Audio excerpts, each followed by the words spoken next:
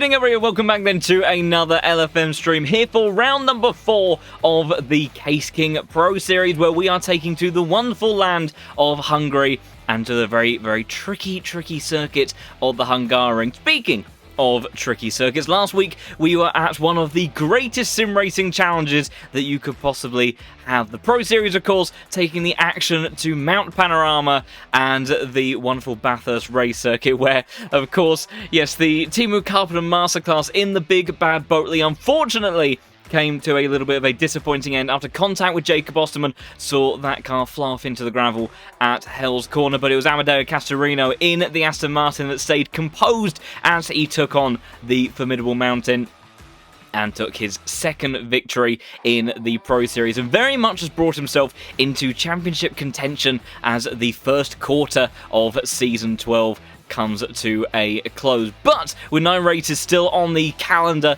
and a plethora of potential action ready and waiting to go, then I am sure that we are going to have some fantastic racing that will see those championship standings chop and change during the rest of the season, and Hungaroring is going to be the first circuit to put that into effect. And speaking of this fantastic circuit, let's have a little bit of a closer look. 14 turns and 4 and a bit kilometers of twisty, tricky goodness. Now, admittedly, overtaking around here is very difficult. However, it does put on a fantastic show, especially in qualifying trim as well for these cars, as you thread the needle through parts of this lap down towards the hairpin at turn 1. Very much your main overtaking opportunity. Long left-hander of turn 2, fast right of 3, over the crest of 4, big commitment corner through there. That's going to be a tricky one for certain cars. Then patience through turn 5 as you then head on up into the 6-7 chicane. Careful with the curb through there. Bentley could be pretty handy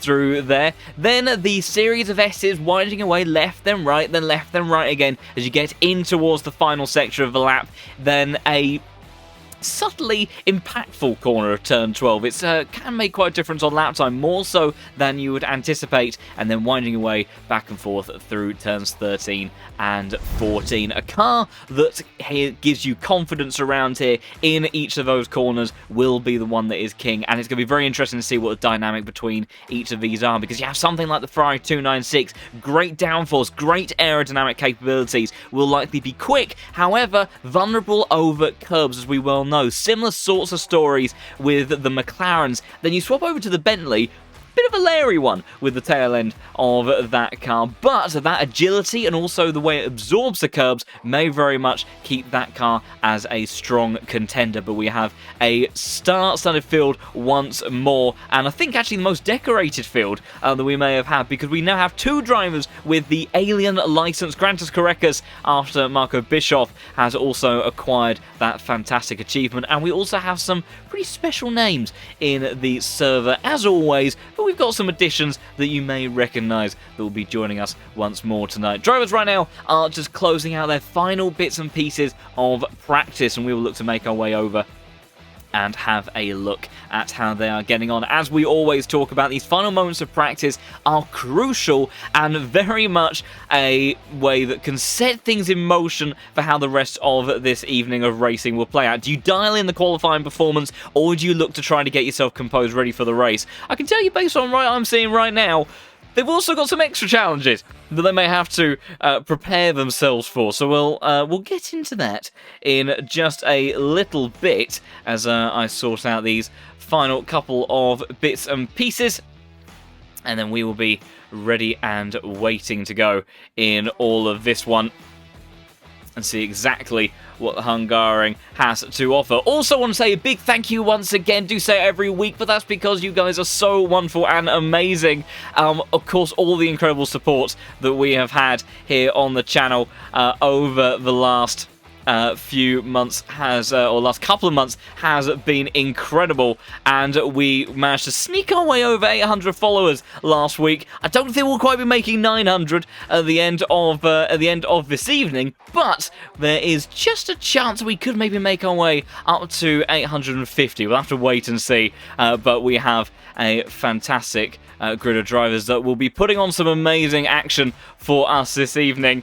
and very kind words in the chat from all of you guys. Once again, you are very kind to me, and I shall look to once again try to bring you all of the racing goodness that this series has to offer for this evening. Just dialing in a final couple of bits and pieces, as I think, interesting.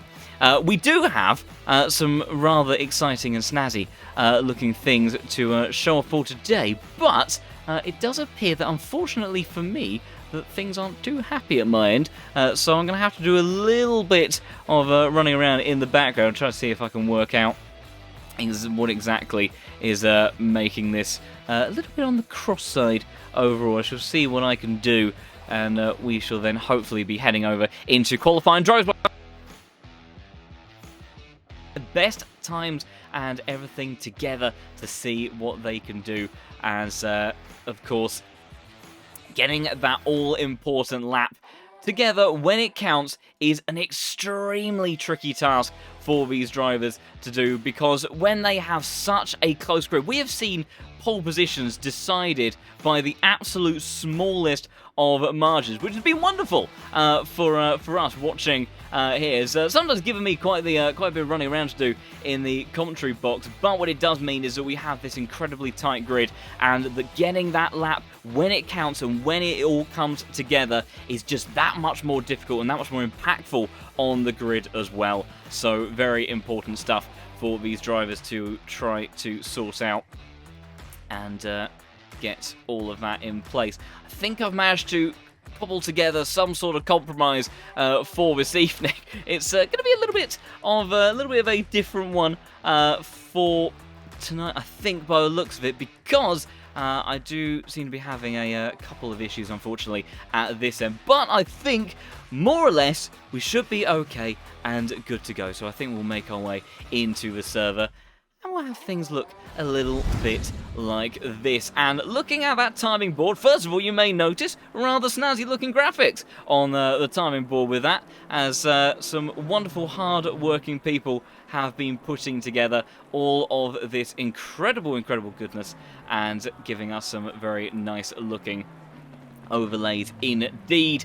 And as you may have caught a glimpse of it over on the Endurance series and a couple of other places as well, but now making its way over into the English stream. And look at that timing board whilst drivers close out their practice session. We have Tobias Gronewald that is in the server. Unicorns of Love driver, incredibly fast, and definitely one of the fastest drivers on the ACC platform. And that is just one of many names that are in the server tonight that are looking to be exceptionally quick. So we shall see how all of these drivers end up getting on for all of this racing action. And you can see that in the server for this practice session, they have been having to negotiate some elements of rain. Now, not exactly something that these drivers have been particularly used to over the course of this season so far, but it is something that they may have to take into account for this evening, because these mixed conditions at the Hungaroring very quickly changed the whole pace, the whole dynamic of this race and event, because mastering these changing conditions is going to be crucial. You need a car that gives you confidence in every single scenario. It's no good having a car that is always, you see, Ranger really trying to swing the car around in towards the pit entry. A car that gives you confidence in qualifying trim, but nothing in race trim, that's one thing. And vice versa. When you've got mixed conditions to play with as well, it's a whole different ball game for these drivers, and one that they really have to be incredibly mindful of going into these sessions, because it can make such a substantial difference on the race result. If you don't get the car hooked up, dialed in when it counts, when that variability in the weather comes, there will be drivers that will simply leave you behind. And with drivers that have a whole host and wealth of experience on this platform, trust me when I say that there will be plenty that will be looking to take those opportunities as we see drivers heading out for the first time, and it looks like Lois Rainier from STL Esports in that wonderful liveried McLaren is going to be leading them out onto the circuit. You see the windscreen wipers still going there, but by the looks of it, doesn't look like we've got too much in the way of rain at the moment, but it is very overcast indeed, so could play a bit of havoc when it comes to this qualifying session. We've seen it happen before. Marco Jonkers took a fantastic pole position at Watkins Glen, and it was all about being the man on the circuit at the right time because the rain came in thick and fast in the opening few minutes of qualifying, and he got that lap done before anyone else could really have a good shot at it. As you see Castorino sliding, four-wheel drifting. That's the definition of four-wheel drift in that Aston Martin coming over the crest of turn 4. So if this does have any mixed conditions for drivers, then it could certainly be something that plays into the effect of those getting out on circuit in these early stages to see how they get on. But Rainier in that McLaren, looks like he'll be the first one to face the challenges around this circuit. The McLaren should be an interesting one around here. It must be said, definitely a package that I think is going to have strengths, but is also going to have weaknesses. Much like the Ferrari, doesn't tend to do very well over curbs. You see Castorino really kind of hurrying up behind Rainier. Now that says to me there could be some mixed conditions on the way here because he really does seem to want to get on with this lap. He doesn't want Rainier taking too much time. So whether there's something that could come into this in a bit, we'll have to wait to see. But Rainier is going to be the first driver to head onto a lap, and we'll head on board with the Frenchman in this wonderful sounding McLaren. He barrels on down towards turn 1 for the very first time. Tricky braking zone. Look for your braking point just in front of that foam board. Hopefully no one takes it out over the course of this race. Get yourself tucked into the apex. There's a little bit of camber on the inside there. Not quite the extremes that we saw around Mount Panorama, but definitely enough to feel the difference. Now, patient with the throttle in towards turn 2. Long entry into this corner. Very similar to Luffield in certain ways. You can take a couple of lines through here, but very much a case of staying tight on the entry and then coming back towards the left-hand side so you can set up the fast right-hander of turn 3. Climbing the hill now in towards turn 4. Bravery as you enter this blind apex. Not quite as blind as it is in Formula 1, but still a very tricky corner indeed. Now, making his way through turn 5 again. Use as much of a track as you can get away with and use this little curb on the entry. Slingshot your way into the apex of 6 and 7. Kick of oversteer as the McLaren gets a little bit unsettled through there. Now in towards the S's of 8 and 9. It's all about flow and pace through this next sequence. Dancing away from side to side. Maybe a little bit wide on the exit there. He has just about kept it within track limits. That's something else they have to worry about around this circuit as well. Through the fast right-hander of turn 11. Now carrying momentum down towards turn 12, using a lot of curb on the entry there, gets himself tucked into the apex nicely. Don't want to use too much of the AstroTurf on that left-hand side, easy to invalidate through that part of the circuit as well. Then early upshift into second, try to cut out that TC interference as he makes his way towards turn 14 to round out the lap. Stay tight to the right-hand side of the circuit as you come out on the exit, on the power, using all the track and a little bit more for Lois Rainier, and as he comes across the line, it is going to be a 44.9 from the Frenchman. In actual fact, as we'll try to see if we can get some of these extra little pieces of information on the board as well. As why are things not working for me? There we go. So as we get that all together, and we'll also just bring that across to there and get these drivers' deltas up. Look at that. As snazzy as you like, even if it does take the bumbling commentator just a couple of moments and clicks to get it all together. But top of timing sheets, familiar territory for Jacob Osterman. A very nice looking liveried ITB Racing number 6 McLaren there. Very nice looking on that one. Jacob Osterman obviously had a little bit of turmoil at Bathurst. He's been in contention for race wins on 2 occasions so far, but it just hasn't quite come together for the McLaren driver as Luke Whitehead, 15 thousandths of a second behind, slots in behind Jacob Osterman and gets himself up onto the front row for the time being. Got Jardier up there in P4 as well. Grunwald's gone up into P6 as more and more drivers start to make their opening bids around this circuit. Luke Whitehead going pretty quickly on this lap. So is Matthias Kuhn, though, that is tied with Jardier right now for P3, as the man that I was just speaking of a moment ago, Marco Jonkers from West Competition Racing, another one of the drivers that has rejoined us here as well. Fantastic lap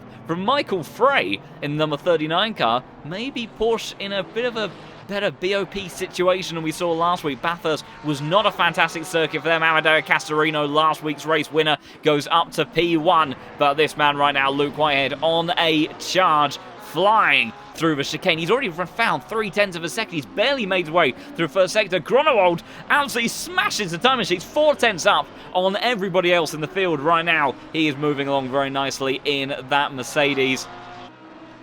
And we will see how it all plays out. Disappointment in the chat, because it does look like, unfortunately, Teemu Carpenter, our Bentley representation, is not in the server. But I did see a lot of campaigning for Jimmy Holm in this chat as well. Someone very much has got some fan base chasing them along here. Luke Whitehead pushing on, seeing what he can do. 0.3 up. So is Osterman going very close. Robin Schwanker's gone up to the front row as well. Castorino challenging around the top. But Luke Whitehead, what's he going to do? Is he going to displace the Mercedes? No, not quite. And there's a statistic for you. Luke Whitehead never having lost a race here in the Porsche at some of the highest levels of competition that you can find. And he is once again trying to put himself in contention. But he's got this man right now in that Unicorns of Love Mercedes, number 31 car. Don't let that number plate fool you. Of course, the number corresponds to their relatively ELO in the server, but this man is no novice by any stretch of the imagination. He is fast, he is furious, and he is going to be looking to try to take a race win. He's been with us a couple of times in the Case King Pro Series and has fared very well, but I don't think he's ever actually taken a victory. So I have to see what the German driver can deliver, as well as this man who's coming through the final corner right now, George Boothby, championship contender last season, one of the winningest drivers in Pro Series history. Currently on a lap, 0.3 up at the moment, looks to get himself up towards the top 5, and he does into P3, less than a tenth away from Tobias Grunewald. That McLaren looking to be moving along pretty decently as George looks to try to maintain his championship hopes and see what he can do. How this man isn't a champion yet is sometimes a little bit bewildering, because sometimes he delivers performances that just, I mean, you know, he is a class act, he is a champion across many other series, but the Case King Pro Series is just that one league that's maybe just missing from his trophy cabinet as such, despite the amount of race wins that he has taken. So he'll be looking to see if he can get himself up the order in the championship standings. It is right now Tinko van der Velde that still leads the way in this championship, having taken race of victory in the season opener. Kyle Army, Osterman sits P2, Castorino P3, Luke Whitehead P4, and Lewis Roters sneaking his way on into the top 5 after some good consistent results, as Chris Hanna making his way through the final corner now. The BMW 1.1 seconds up, 1.2 briefly for a moment there, up on his time as he comes towards the climbing beam, and it's only going to be good enough for 31st position, so still some time to find for that man. And speaking of BMWs, you may recognise this man, Nils driving, because the BS Plus competition driver making the switch over to the Aston Martin. Great to see him getting behind the wheel of some other vehicles, and he gets himself up into P7. Of course, one of the legends of the sim racing community, and when the times get tricky, when those mixed conditions start to come into effect, Nils is one of those drivers that you can absolutely count on to be in the fight and able to extract special things out of whatever car he is driving. He is always able to get a solid amount of time out of a car. And Harley Chamberlain, another man that has joined us in the top split, gets himself up to 21st position, and one of our few Honda drivers, but a man that can deliver pace in that car nonetheless, because even when it's not in the most favourable positions, this is a car that he has come to maybe not love on every occasion, but certainly one that he is familiar with and able to deliver good pace with. Dario Amalo gets himself up into P6 in the Lamborghini, the man that has taken a race victory last season. And, of course, in the very same car, the Lamborghini driver looking to deliver once again. And as pointed out, very much it is very tight in the field right now. The top 15 covered by only 0.3 of a second, but it's still Tobias Grunewald at this point in time that has the provisional pole position with just under 5 minutes left to go. Also, my goodness, you wonderful people, where's that come from? We're almost at 830 followers. We're barely 50 minutes into the stream. Thank you, everybody, and welcome to the world of LFM. If this is all a bit new to you, well, you have come to the right place if you want to get yourself involved in some fantastic sim racing goodness. This is the Case King Pro Series, the place where the best drivers on the LFM platform come together each week to compete for some extraordinary prizes, matching their extraordinary talents. We see Iamalo thrashing his Lamborghini through the middle sector, of course, on a warm-up lap, but certainly trying to get some temperature built into the tyres at the moment. And the world of LFM, a third-party addition to sims like ACC and also R Factor 2, where you can have some of the best matchmaking-based, skill-based platform to get yourself involved in some wonderful, wonderful racing. There is weekly racing, there is these daily races as well, if you just want to continue to do all goodness in the sim racing community, and lots of stuff to get yourself involved with. So do head over to lowfuelmotorsport.com if you want to get involved in all of this action. And if you're just enjoying taking a little bit of a sit back, watching the pros do it, then also do consider following the channel. It's been a fantastic amount of support over the last couple of months or so whilst we've been over here on Twitch, and loving having each and every one of you joining us on this incredible journey. But enough of that, let's get back to what these guys are doing. Tobias Grunewald trying to improve on his previous best. You saw him actually thrashing it through the chicane and got the car just a little bit caught up on the dust and gravel on the exit, but still pushing on very much even with his previous Delta.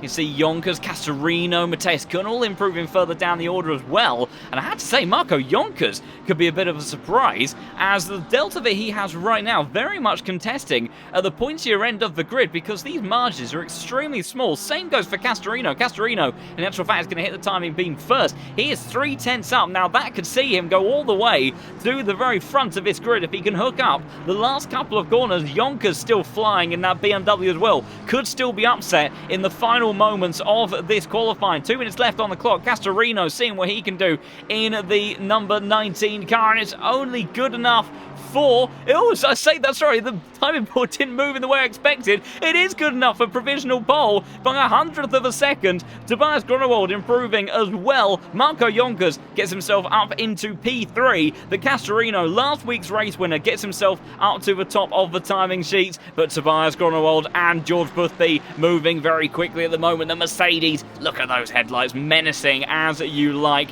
and he is 2, maybe now even 0.3 of a second up on his previous lap time. He could be heading into the 42s if this man isn't careful. George Boothby trying to weave his way through his closing stages of the lap. He's still 0.2 up on his previous best. Luke Whitehead was briefly up on his time as well, but does seem to have lost that advantage for the time being. So right now it's looking like George Boothby versus Grunewald. Carreras out of nowhere. He was so far down the timing sheet I didn't even see his Delta, but the Lithuanian, the man has just sneaked his way into that very elite category of the alien license here on the LFM platform, gets himself up to provisional pole position, but his teammate George Boothby is pushing hard in this McLaren. He's 0.3 up, almost 0.4 up as he comes out the final corner, and George Boothby, one of the winningest mans on the platform, trying to make another pole position. He's done it by 1.5, but it's not over yet, because Tobias Grunewald coming around the final corner, he's lost a little bit of his advantage. It's going to be very close. 0.2 is the gap, and it's good enough by 18 thousandths of a second. But now it's Jacob Osterman coming into the closing stages of this lap as well. He's half a second up on his time.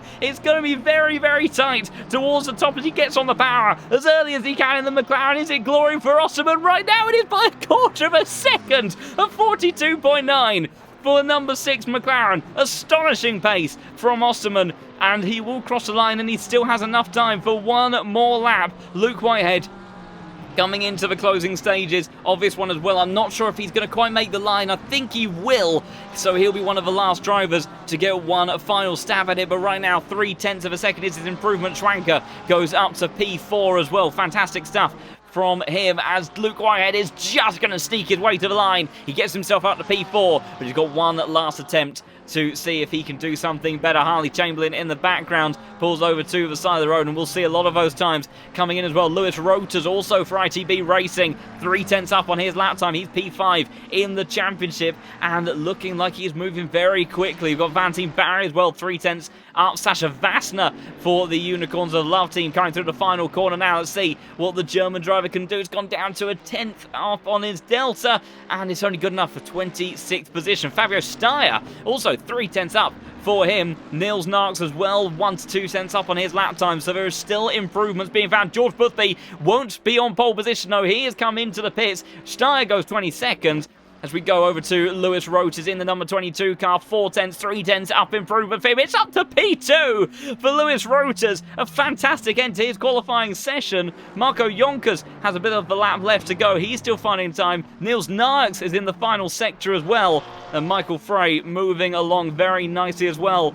Osterman not finding time. Tobias Gronewald not finding time either. So it's looking like it's going to go the way of Osterman unless Niels Narks, has he got something special in these last couple of corners? He's finding time. He's finding a lot of time in these turns, but I don't think it's going to be enough to displace Osterman, but he might get himself towards the top 5. The Aston Martin, P6 for Niels as he crosses the line. Marco Jonkers gets himself up into P8. Michael Frey rounding out the lap now in his Porsche, number 39 car, the Swiss, coming towards the timing beam. Let's see what he does. It's good enough for P11. Fantastic qualifying for him. Veet Schorka across the line goes up into P12. A good session from him as well, as these drivers find lap time in the dying moments of this qualifying session.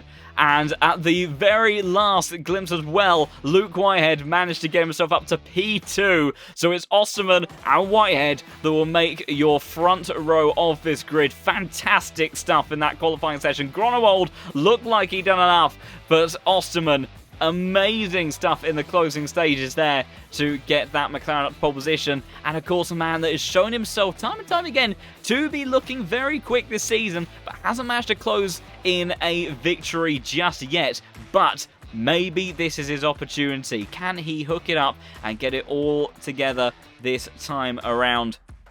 We'll have to wait and see on that front. We'll run through the grid in just a moment, as we then will be getting underway with 60 minutes of action here at the Hungaroring, where we are going to be set for another incredible evening of action, I have no doubt. And just as I say that, we do have the overlays ready and waiting to go to make our way through this grid. We'll just wait for it to refresh in the background, and there we go. So Jacob Osterman starts on pole position. Fantastic stuff from the ITB Racing driver, with Luke Whitehead, the man that won round 2 of this championship, starts on the front row in a circuit that he quite clearly has the pace to do something with that Porsche. Lewis Roters, good qualifying from him, starts P3 directly behind his teammate. Tobias Gronewald on his return to the Pro Series gets himself up into P4, and Alaric Ensslin joins us in the chat. Welcome, good sir, and I do believe maybe very much a part of that crew, so very happy days for that man in the chat, I'm sure. George Boothby starts at P5 with Robin Schwanker P6. Niels Narks is in P7. And then lining up behind him, returning as well from West Competition Racing, Marco Jonkers in the 28 BMW. Once again, don't let that number plate fool you. Very experienced man and very fast indeed. Grant Karekas starts in P9 with Castorino, last week's race winner. He was looking so quick at one stage of this qualifying session, but only good enough to start P10 in the end, with Michael Frey starting just behind the Swiss driver in P11. Good qualifying from him and from this man as well. Dennis Wiedstalker has been building up the confidence and the pace in these McLaren over the last couple of seasons. Gets himself almost into the top 10. Fantastic stuff from him. Dario Amelo starts P13 with Giardier on the 7th row of the grid as he starts in his McLaren. Of course, last week didn't quite go to plan for him, but we'll see how this one goes in this occasion. Luke Anderson rounds out the top 15 in his Ferrari 296. Noah Reeder starts in P16. And, of course, that's a notable name we haven't seen yet. Marco Bischoff very far down the order from him. Matthias Kuhn, the next of the Lamborghinis. He starts P17. Janis Reinders in the number 12 McLaren. He'll start P18, and it's Paul Lobmeyer, the next of the Porsches, just inside the top 20. And then we have Marco Bischoff down in 20th place, and that just goes to show, you know, the pace and talent of this grid. Marco Bischoff, a two-time Pro Series champion, the #1 man on the LFM platform, the first to achieve that incredible alien license, and he is down in 20th position. Antonio Fedeli in the number 36 car, he starts in 21st place. Mattia De Campo, the Italian driver, starts in 22nd place. Lois Rainier, the man that was first out in that qualifying session, starts in 23rd position, with Fabio Steyer starting in 24th. I think he'll be relatively happy with that qualifying from himself. Then we have Santama, a new driver in the server as well. He starts in 25th place. Aidan Walsingham, the next of the Veloce crew, he starts in 26th position. Looks like Lamborghini's maybe struggling a little bit for pace this week. Sasha Vassner starts in 27th place for the Unicorns of Love team. He'll be looking to move that car a bit further up the grid. Harley Chamberlain doing wonders in the Honda, starts in 28th position. And then just behind him, pretty sure a close friend of Harley, we have Krzysztof Bukowski, also known as Greco, starts in 29th place in the Ferrari 296. Florian Duacop starts inside the top 30 in the number 20 BMW. Valentin Barrier saw some support and cheers for him in the chat. 31st place for the Frenchman, not where he would have been wanting to start. Tony Mahoney in his number 34 296 will start in 32nd position on that 16th row of the grid. Polikov, the next of the Porsches, starts in 33rd position, with Stephen Dufresne in the Aston Martin. That's a good noise, isn't it? The V8 in that car is just gutsy and sounds incredible. Jans Drexler in a nicely new liveried BMW. A few new liveries in the server for tonight. He starts 35th place. Chris Hanna for SG Stern starts in 36th position. Jimmy Holm, a man that had quite a bit of support in the chat. The Finnish driver starts in 37th. Will it be a Jimmy Masterclass? We'll have to wait and see. Jonathan Clifford starts in 38th. The American driver has been driving that Lamborghini for quite a while now, stayed very true to it. And we do have one Bentley in the server, and we have Leo Zalas, who that has joined us for all of that goodness. So we will see how he gets on this evening and crack on with this evening's of action. Having had a little bit of a sneak peek at the weather, it looks like, at least for the opening half of this race, that is not going to be something these drivers are going to be having to worry about all too much. But as we get further into this race, mixed conditions could start to come into effect that little bit more, and we may see our drivers having to contend with those additional challenges. Good evening to you as well, Kylo, one of our resident viewers week in, week out, and wonderful to have you back in with us once more. We shall get these final bits and pieces of our overlays put together. Look at that, we can have the car numbers, we can have the manufacturers, we've got the race caps. Oh, it's just wonderful. And a big thank you to all of those that have made it happen. A big thank you to all of you that have helped make this happen as well. I know I do shower you with compliments, but you are all rather lovely, really, and do like having you around. So buckle in, everybody, because we have 60 minutes of incredible racing action that's about to get underway. Jacob Osterman, a man that's been contending for race wins so far every time we've gone out in Season 12, but it has not quite come together yet for the number 6 driver. Maybe today, though, it will be that day. But Luke Whitehead, he won't be wanting to give up that streak of 100% success rate around here at the Hungaroring.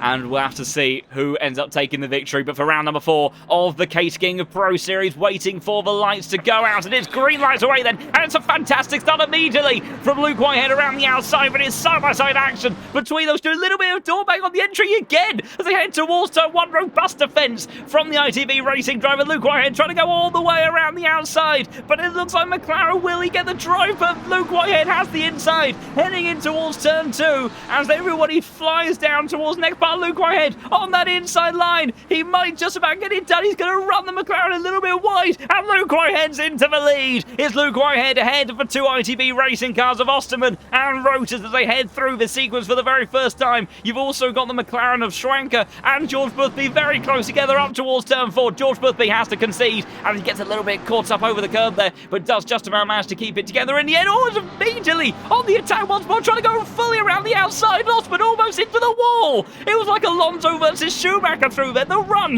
that Osterman got on the outside was incredible, but Luke Whitehead robust in his defence just as Osterman was in, but flashing of lights from the McLaren driver, and the stewards may have something to say about that. Warning triangles all around as everybody moves up and down the grid, but there's only so much action we can contend with at one given time. But Luke Whitehead that leads ahead of Osterman, ahead of Rotors, Groenewold in hot pursuit with Schranker, George Boothby, Narks, Yonkers, Castorino and Dennis Vietschokker, who gained 2 positions on the opening lap already. Fantastic stuff from him. Sasha Vasta moving up through the field as well, with Harley Chamberlain now under pressure from Valentin Barrier, trying to go all the way around the outside. The Honda driver will defend that inside line. Has he compromised himself? We'll wait until they come out of the side. And Valentin big set up the inside in the 296, using that prototype-like nature of that car to move his way forward and gets up into 25th place. He'll be wanting more though, already gaining 6 positions though in that car. Luke Whitehead, he will be thanking the shortness of this straight,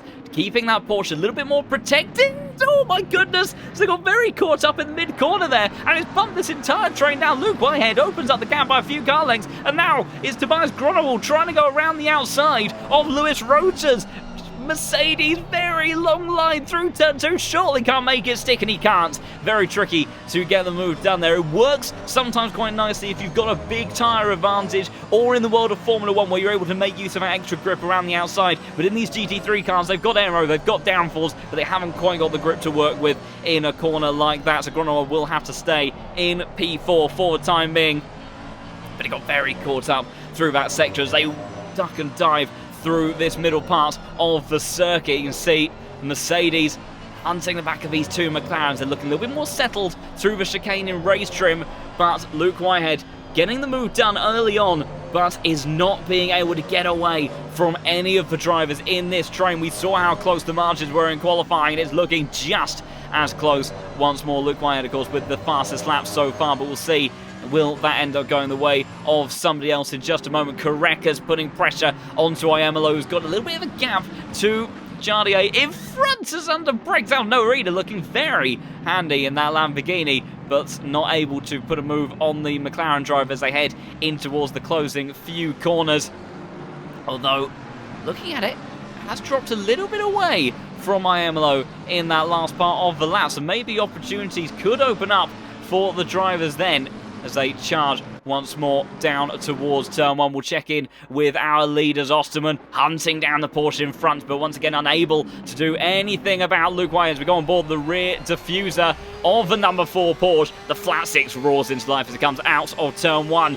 And acceleration is the friend of this Porsche, swapping positions between Vasta and Lobmeyer further down the order. It's getting very busy down there. It's opened up opportunities for Valentin Barrier to maybe go around the outside of the Porsche, battered and bruised the front end of Lobmeyer's car, deep on the brakes from the Frenchman, and that's the way to do it. He's got the grip, has he? And Valentin Barrier all the way around the outside and gets himself up into 24th position as they head up the hill once more.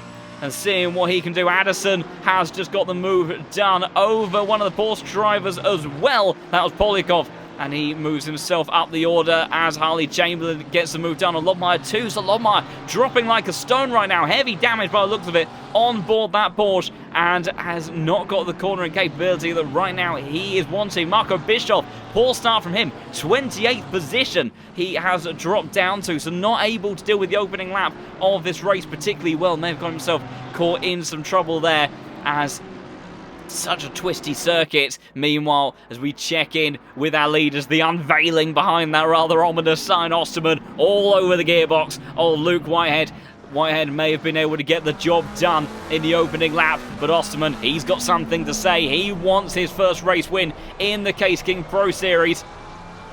And he might just have the platform and car underneath him to do it, but he needs to get closer because the torque delivery and power curve of that Porsche is just mighty on the exit some of these corners. There is no car that accelerates out of these corners as quickly as that car does, and there's very few cars that can compete with it in the corners and under brakes as well. But Osterman applying the pressure. Lewis Rota's fastest lap of the race last time around, 43.372, but it's also going to be one about patience, because clued in once more in the background, George Boothby, 2 warnings already. Track cuts are a problem around here. This is a perfect example. We're coming up to turn 4 right now. The crest, as you come through here, got to be so careful, both on the apex and on the exit. The exit especially, it's so easy in order to get a penalty there. And whilst this is a relatively short pit lane, you do not want to be getting yourself a drive-through penalty, especially early on in the race. That's already a fate that's befallen the likes of Karppinen this season and many, many other driver. But right now, Osterman pushing on behind the British driver, who's looking to try to take his second victory of the season. But he's got a lot of work to do. He's got a lot of pressure to deal with from the number 6 behind, who runs a little bit wide. And that's another circuit where it's going to be susceptible to getting these corner cutting warnings. So it's very much patience. We're only less than 7 minutes into this race, and these drivers, they need to keep a cool head, because otherwise that accumulation of warnings will come back to bite them later on, especially if in the second half of the race we do end up facing some mixed conditions. Wet weather and corner cutting warnings are definitely something that starts to play into a little bit of wonkiness with this platform, and it can start to make things very tricky indeed. It can suddenly turn your race upside down in just a split second. Luke Whitehead seeing that slightly early turn in. He's just trying to make sure that Osterman doesn't head towards the inside line too aggressively. He doesn't want to be dive bombed in towards turn 1, so he just shows enough of a movement towards that inside line to make Osterman hesitate, to make him look for an opportunity on another lap. And it's just enough, but without compromising his line through turn 1 too much. That's the important thing. Defense is an absolute master balance between making sure that you get the other guy to not be so committed to some of those daring moves, but making sure that you keep up the pace of your car as well. As Osterman, that mid-corner speed, that medium speed potential of the McLaren is mighty by the looks of it. He is all over the gearbox of Luke Whitehead, but that's the problem with that car as well. The curbs are not able to give a comfortable ride to the McLaren as he flies his way through that part of the circuit, both figuratively and literally. Hasn't lost too much time overall, but you saw that gap very briefly open up considerably. But once they go through the S's, look, he's brought it back down. It was half a second. It's now 3/10. I imagine by the time they get through these last couple of corners, it'll be down to 2/10. And Lewis Rota's, bearing in mind, maybe the teammate of Osterman won't give him too much of a hard time, but he is in championship fighting potential as well. And he'll be wanting to capitalise on any opportunity that comes his way, as we saw, of course, these two already banging doors on the run towards turn 1 on the very first lap of this race. So Rotas will be hoping for something to open up between these drivers. Checking in further down the order, as Marco Bischoff still struggling to make progress through the field, gives you an indication of the level of difficulty of overtaking around here. Meanwhile, Mikoski has just done a move on Jan Drexler. By the looks of it, might be under pressure on the run down towards turn 1, but I think by the looks of it, he will be protected on this occasion. In actual fact, we'll try to see if we can catch up with what Mikoski was able to do in his 296. As we move our way across all the way around the outside of turn 12, we lose the camera briefly for a moment, went very much off the track.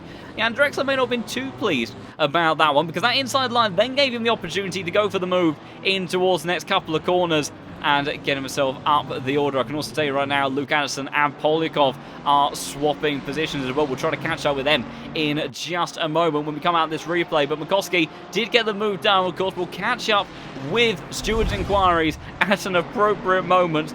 But as ever with this championship and series, these guys will be keeping us on our toes all the way throughout, so it can be a case of just trying to find a convenient moment. Let's see if we can have a bit of a gander over what happened to Podikov a few moments ago. Then down the inside of Luke Addison. Addison sent to the outside line in towards that 296, the South African driver, with a little bit of forceful defence through there. That right-hander is very tricky to go through turn 3 side by side, especially these cars. They have good grip, but not that much grip, and it was even compounded. Podikov going all over the curb on the apex of turn 4 there, just about kept it all together. I'll have to cut back to a battle as well as we come out of this replay, because Valentin Barrier and Sasha Vasta now going toe-to-toe. And for the time being, it is still the Mercedes driver that maintains a position. But Valentin, he's been making his way up the order bit by bit. And that Ferrari looking pretty handy at the moment. He's only a couple of tenths behind. Does he think about a move down towards turn 1? You can see him showing the nose, but surely under brakes he's too far away. He is too far away. Meanwhile, Makoski further down the order has just lost a position over to Jimmy Holm, I think. Actually, no, I think that's the time board, just be a little bit on the sensitive side. But it does tell us that there is a battle heating up there in just a moment. Meanwhile, Tobias Gronewald, as Lewis Rota seemingly made a bit of a mistake over the last couple of laps. That gap has opened up to 1.2 seconds. I tell you one that hasn't opened up at all, though. Osterman still chasing down Luke Whitehead. He is not letting go of that Porsche whatsoever as he goes wide again through the chicane. He survives another day, but he's got to be careful of those warnings because they will accumulate very quickly. Meanwhile, Tobias Gronewald, this Mercedes, tends to eat those curbs. It's pretty happy through them. Meanwhile, George Boothby, Robin Schwanker goes very wide through the S's. And now, as we head in towards turn 10, the McLaren driver trying to maintain that pressure, as I will actually have to just cut further down the order because it's all kicking on Valentin Barrier. Now battling with Paul Lobmeyer. Something's gone wrong, I think, with Sasha Vassner. Now he's under pressure from the Porsche. We know he's running a bit wounded here. We're searching for an opportunity. Very wide line taken from the Aston Martin. Went through wide towards turn 10. Surely you can't do that. The Aston Martin setting on the inside as well. That's the friend that disappears behind the sign for a brief moment. Marco Bischoff trying to find opportunity through as well. The Aston Martin all the way around the outside. Bischoff to the inside line. As the two come together, Valentin Barrier trying to run away amongst all of this. Lobmeyer holds on for the time being. What about Marco Bischoff, though? Sent towards the outside line. We're going for the rear diffuser of the Porsche, but the Aston Martin holds on strong for the time being, and Marco Bischoff still can't progress up the order any further. Checking back in with our leaders, though. Osterman 0.4 of a second behind Luke Whitehead still. Tobias Gronewald maintaining the pressure on Lewis Rotas as they come through turn number 3 once more. And that Mercedes, just as we get further into this race, when those track limit warnings potentially start to build up for some of those other drivers, it's the car that around this circuit may just give you enough confidence to really be able to utilise those curves that bit more and could have some very fantastic pace at the tail end of this race. And to answer your question, Carlo, difficult qualifying, Marco Bischoff. We didn't quite catch what happened to him on the opening lap, but he only started P20. And it didn't look to be any major spins, but I do believe that he is unfortunately just fallen down the order and is struggling in that Lamborghini right now to make some progress. And of course, we must have some Bentley footage to keep ourselves sane, as although it won't be quite yet, I don't think, because Marco Bischoff not just struggling to make moves, he's struggling to hold on to position. That's Luke Addison he's battling with now, side by side. Through turn number 8 they go. Manages to keep Addison behind for the time being. Polikov's involved in this scrap as well. So the Hungaroring might not have the most amount of overtaking opportunities. My goodness, it's still providing some intense racing and action. As Jimmy Holmes sending one up the inside from downtown. Tony Mahoney, nothing that he could do against the number 26 car. Great bit of opportunistic driving. Makoski trying to capitalise on that as well and seeing what he can do. But it doesn't look like on this occasion, unless he looks to set up a move towards turn 1, that it will happen just as. Check in on our leaders. Osterman still unable to make his way through. George Boothby applying the pressure to Robin Schwanker. Same story for him, though. Unable to find opportunity. Expect some aggressive undercuts and overcut strategies from these drivers. That is how they'll end up opening up these opportunities. Strategy more likely over anything else. I need to check in with Osterman because we know how quick through this part of a lap he is, and he's all over the gearbox of Luke Whitehead once more.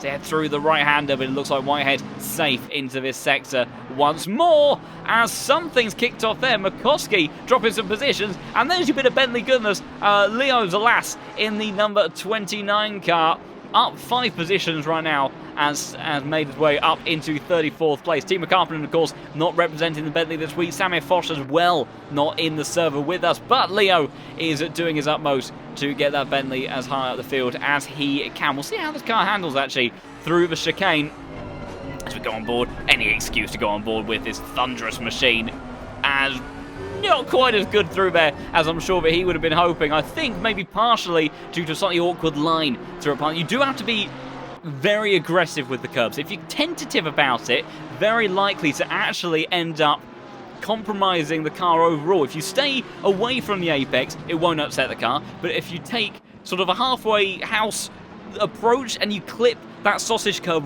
right in line with the tyre, that's when it sends all that shock through the suspension, and that's when you'll know about it on the exit. So really the most fast line that you can take through there, or in other words, the fastest line that you can take through there, is definitely to be aggressive with those curves, but that comes with the risk of corner cutting penalties. So we'll have to see how it plays out. Marco Bischoff, closest he has been in a while to the Aston Martin. The Aston Martin has good straight line speed, and unless it's going to be a send from the Lamborghini driver, he will not be able to progress up the order on this occasion.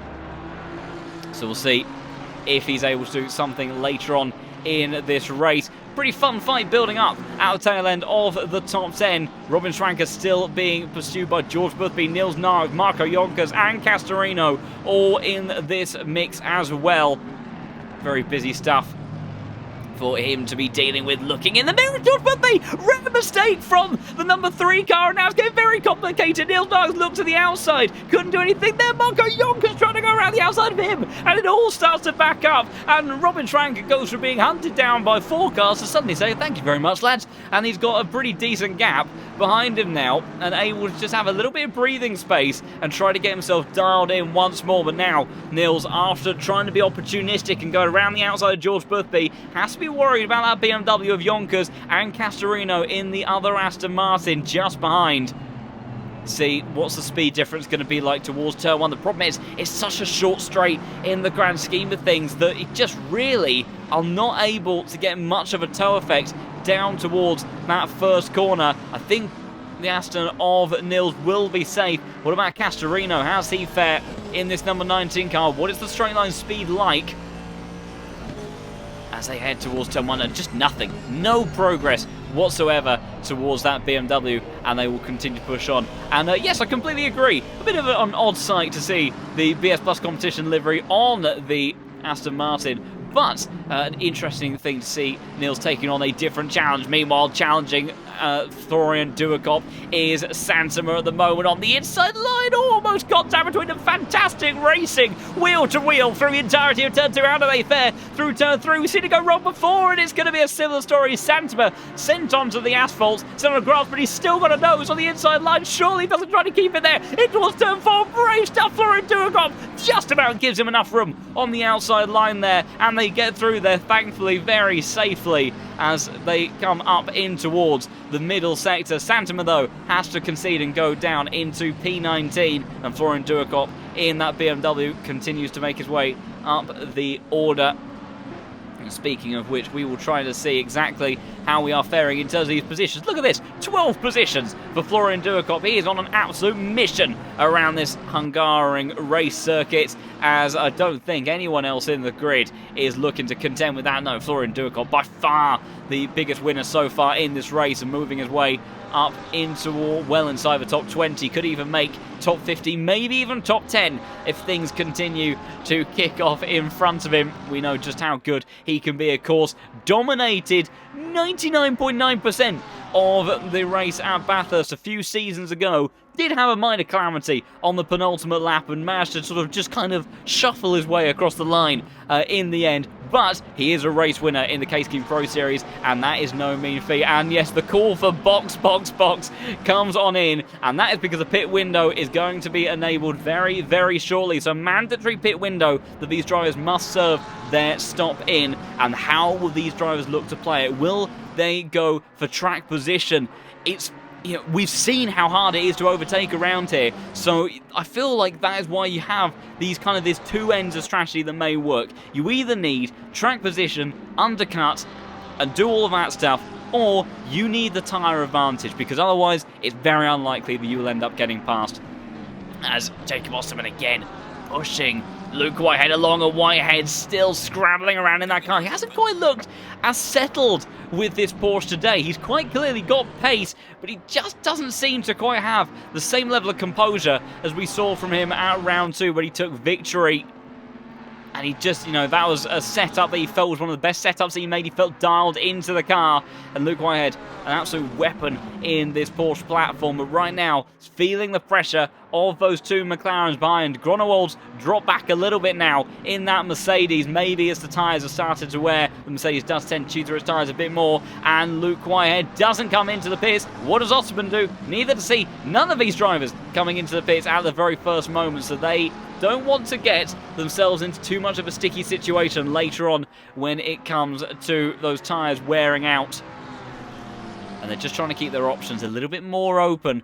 Luke Whitehead, though, will have to keep these drivers continuously behind. Look at that, Lewis Rotas, last lap round, a 43.235, excuse me. Luke Whitehead, a 43.8. Meanwhile, some drivers have started to come into the pits. Chamberlain and Barrier come in, and side-by-side formation as well, as Marco Bischoff comes into the pits. So does Luke Anderson in the background as well. We've had someone else, have we, come into the pits too? Antonio Fedeli, the Italian driver. So some of these drivers may be trying to get themselves out of traffic that they feel like could be slowing them up a little bit, also maybe repairing damage on their car as well as they push on. Meanwhile, someone else is pushing on. Jardier up 3 positions with Dennis Wietschork in front of him, having, I think, his best race in the Pro Series right now, running around the top 10, sandwiched between 2 race winners and legends of the Pro Series. Castorino, last week's winner. Jardier, of course, big following in the world of ACC sim racing in general, always with a smile on his face. Very rare that you see that man down, and a beloved member of this incredible community, helping it to grow every single year. And he is now looking to push on, see if he can get that McLaren in towards the top 10 and swap positions with the McLaren that sits just up ahead of him. That'll be his first task anyway. Of course, he'll be wanting more. He'll be wanting to capitalise on things further down the line, as Luke Whitehead, Osterman, Rotas, none of them once again coming into the pits. They're not interested in that undercut strategy at this point in time. Maybe still a little bit too early in the grand scheme of things. Same story for a lot of these drivers further down the order. Marco Jonkers all over the gearbox of Niels Narks after that train kind of displaced itself somewhat with all the carnage with Boothby, Niox, Jonkers, as Osterman sent one down the inside at turn 1. Briefly got himself into the lead, but Luke Whitehead patient and managed to get himself back into the lead. And we will have a look at that on the replay. How far back did Jacob Osterman come from in order to get that move done? We'll go on board the front splitter. It looks like he's come from a long way back. That's why I wasn't particularly keeping an eye on it. And Luke Whitehead, what are the reactions going to be like inside the cockpit of that Porsche? So we head towards turn 1. Osterman, here we go. Just sends one down the inside. And Luke Whitehead says bye. Just gets on the bow once more. Sends it towards turn 2. And the gap actually ends up being a little bit more open than it was. It's not flashing of the lights there from Osterman. I don't think there's anything you could particularly complain about on that front. Unless that was an apology from the number 6 car, because it didn't look like too much of a planned overtake. I must admit, it was either a big surprise, but maybe not in the way that Osterman was actually intending. But thankfully, no contact made. Everybody carries on, and Luke Whitehead holds on to that position. Iemelo getting very close up to the back of Jardier now. Hasn't quite stayed with Wietschork, who again, must say, fantastic job from him. Number 33 car in this server, and that is a number that's probably a bit more representative of his overall pace. You know, we have some of these drivers that haven't been a part of this championship, as Osterman and Rotas have now come into the pits, so it's crunch time in terms of strategy, as George Boothby, also another one looking to go for that undercut side of things. Or how will it all play out with these drivers looking to get on to those fresh set of tyres earlier rather than later? But yeah, just to round off other points, so the number plates in this server are based on the drivers relatively low on the LFM platform. And whilst you have the likes of Gronewald, number 31 car, Jonkers, number 28, That's just because they haven't been quite as active as some of our other members. So their number plates sort of don't quite represent their relative pace in this field, I would say, overall. But Dennis Featshaw, number 33, I think that's a pretty representative aspect of his license. And to see him battling inside the top 10 and holding off the likes of Jardier, hunting down the likes of Castorino, is fantastic to see. His rate of improvement over the last couple of seasons has been brilliant. So have to see if he can keep it all together for the rest of this race. But certainly good stuff from him so far. Yonkers, man that we just mentioned a moment ago, still applying the pressure to Niels Knox as they head through the chicane. You see the Aston Martin sent in towards the grass on the exit. Does manage to just about keep it all together for the time being, but has got that BMW applying a lot of pressure, as has Jimmy Holm with the 296 all over the gearbox of Chris Hanna in the SG Stern BMW. Different qualities for the car. The BMW generally a little bit more settled when it comes to the curves. Meanwhile, that's right, that's just Santama coming out of the pit lane. I thought everything had exploded in the background as Lewis Rhodes actually lost a little bit of time to Jacob Osterman. Bit of a slow stop from him as that gap has grown to a second. And just see, whereabouts is Luke Whitehead? So Luke Whitehead staying out, Gronewald staying out as well, Schwanker, Niox, Yonkers, Castorino, all of these drivers deciding to stay out. They don't want the fresh tyres yet. They want their tyres to be in a better state at the end of this race. And how far will Luke Whitehead push it? How quickly will the lap time swing in favour of the likes of Osterman and Lewis Roters, George Boothby as well? Because, one, it matters what car you are in. Some cars fire up their tyres quicker than others. Jimmy Holm now getting a bit stuck in traffic. He decides to go for the undercut himself. The number 26 car pulls into the pit lane. But some cars, the cars like the McLaren, the Ferraris, the Aston Martins, that tend to nurse their tyres a little bit better than, say, something like a Mercedes, a BMW that can sometimes work them a bit harder. The Porsche as well, notably, that can work its tyres a bit harder.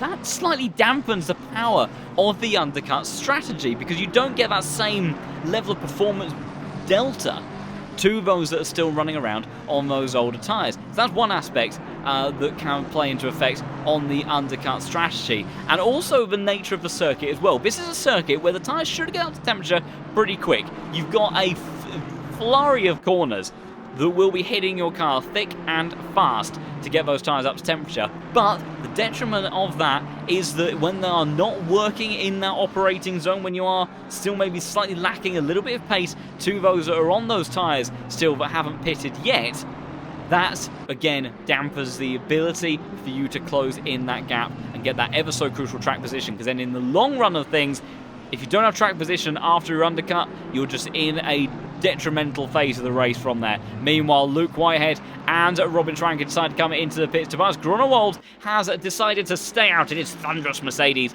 in number 31 car, so he's continuing to go longer into this race. But how would it all play out for the likes of Luke Whitehead? He's got into his pit box, and let's find Jacob Osterman now. Whereabouts is he? Coming through the S's at this point in time. Right now, based on his delta, it looks like he is going pretty quickly relative to what he did on the last lap, but his last lap, I don't think, in terms of outlaps, was anything too magical. Will it be enough to close in that gap? They were so close together between himself and Whitehead. Rotors 1.5 seconds behind Osterman, so I think Luke Whitehead, one way or another, should be safe from the second of the ITB racing cars, but it's all going to be about Jacob Osterman as he comes through the final corner now, continuing to find time on his delta. Luke Whitehead, is he wheels down in that Porsche? He is just making his way to the end of the pit lane now. Here comes Osterman. There's Luke Whitehead just emerging out of the pits. It's going to be very close, but I think Osterman's undercut has just about done it. And in actual fact, it does go exactly the way as I thought it might be. So safe, barely, from the second McLaren of Rotors. Luke Whitehead will be thankful that the McLaren did not quite manage to get those tyres fired up as much as he did, and much as his teammate did. And now Whitehead has a job to do. He needs to get those tyres up temperature. He needs to get that car dialed in, on pace, and look to hunt down Jacob Osterman, who set the fastest lap of the race on the last lap, 42.845, in order to close that gap, and has now got himself a 1.2 second advantage. That will continue to grow as well, because Osterman, with those hot tyres, will just be able to eke out the gap over Luke Whitehead. Maybe could have either... I think with the way these gaps were playing out, it's so tricky to tell. He either needed to go, I think, the lap after Osterman and diminish that undercut entirely and trying to maintain the gap, or he needed to go longer into this race. We've seen the likes of Tinko van der Velde make that work at Paul Ricard. He had the pace, and it was this man in the McLaren, Luke Whitehead, that was kind of the bottle, the cork in the bottle, really. And Niels Narks was struggling to get past him as well.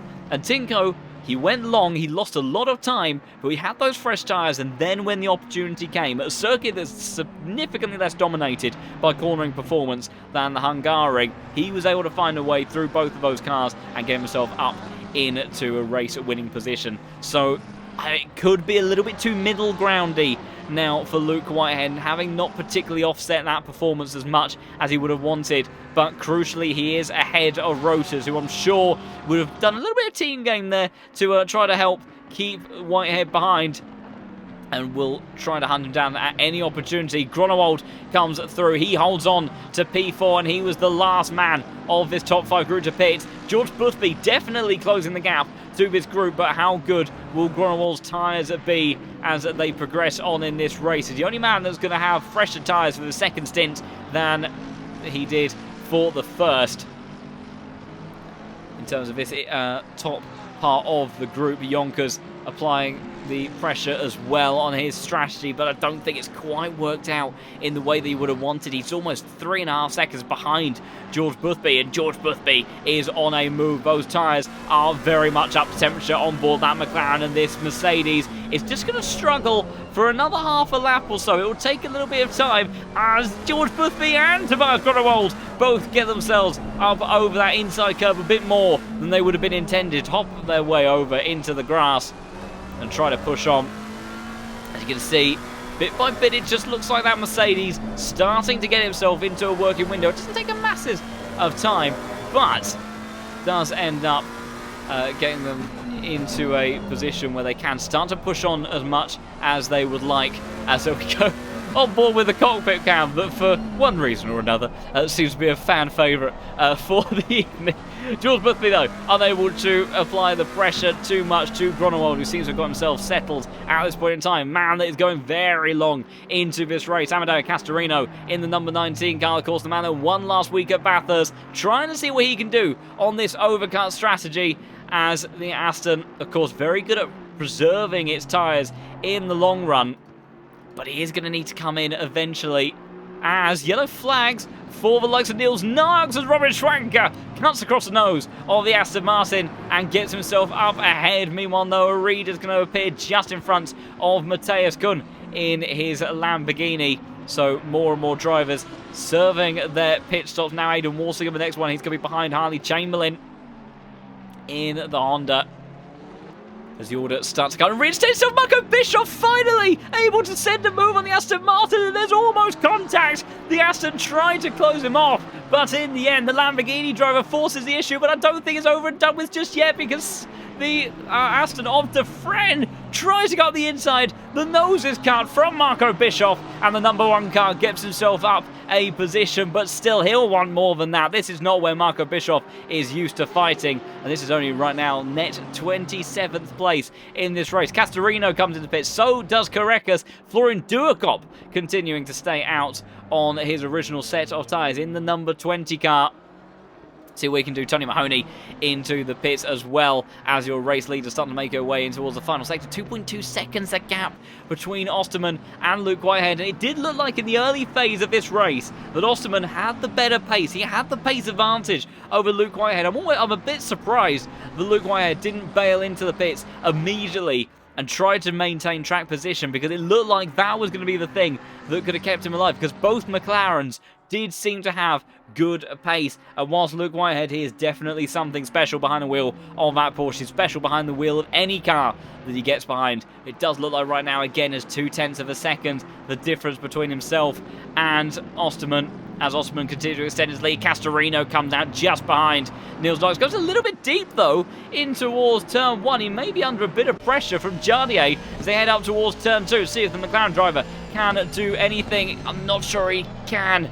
He's hanging around in the background, lurking, the lights all over the gearbox of this Aston Martin, but Jardio will have to stay behind for the time being. Sits in P13 as it stands right now. So we'll see how it all plays out.